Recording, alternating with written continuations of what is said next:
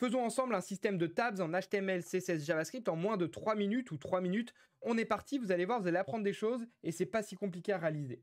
Donc on commence directement avec la structure HTML, on va appeler ça des tabs et dedans on va mettre des buttons. Pour l'accessibilité, c'est mieux, qu'on va appeler des tab items et on va ajouter directement le onClick qui nous permettra de changer de tabs et on va directement mettre le this et le nom du tab qui sera la home par exemple.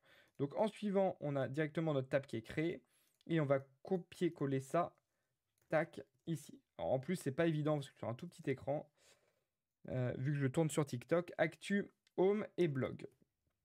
Actu et blog.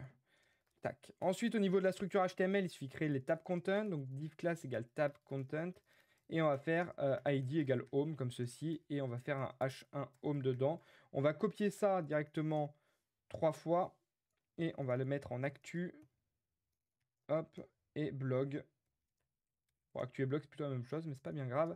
C'est pour l'exemple. Donc, actu et blog. Donc là, on a notre tab content. Donc là, ça donne ça si je le sauvegarde. On a tout qui apparaît. Maintenant, on va ajouter l'état par défaut des éléments. Donc, au chargement de la page, celui-là, il sera active. Et ça, directement, on va venir les mettre en display none parce qu'ils n'ont pas de raison d'être affichés. Alors, hop. Tac. Alors, c'est pas le code le plus propre du monde, mais ça vous permet d'avoir la logique et de le coder en 3 minutes. Et c'est plutôt sympa. Donc, point tab, display flex. On va les mettre directement en align item centers. On va mettre un gap de 12 pixels pour les séparer. Et les points tab item, on va faire all 2.unset pour reset le style du bouton. Paf. Et là, on va aussi mettre un padding bottom, ce qui nous permettra de faire l'état active et le 2.over en ajoutant une border bottom de 2 pixels solide green par exemple. Paf.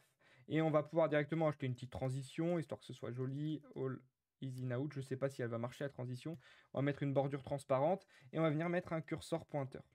Comme ça, on va peaufiner un peu l'ensemble. Donc théoriquement, là, j'ai un petit effet et quand je clique, ça ne fonctionne pas, c'est normal. Il nous manque le JavaScript. Donc en JavaScript, on passe à la fin pour dynamiser. On va faire une balise script, on va faire une fonction changeTab qui contient notre élément sur lequel on a cliqué et l'ID du tab. On vient directement sélectionner toutes les tabs. Alors, je vais m'aider de l'IA pour finir en 3 minutes. Donc, toutes les tabs qui contiennent tab item. Tous les tabs item, pardon. En suivant, tous les tabs content. Et pour les deux for each, on vient enlever la classe active ici. Et en suivant, on vient mettre tout en display none. Tac. Ensuite, on ajoute la classe active sur celui qu'on vient de cliquer.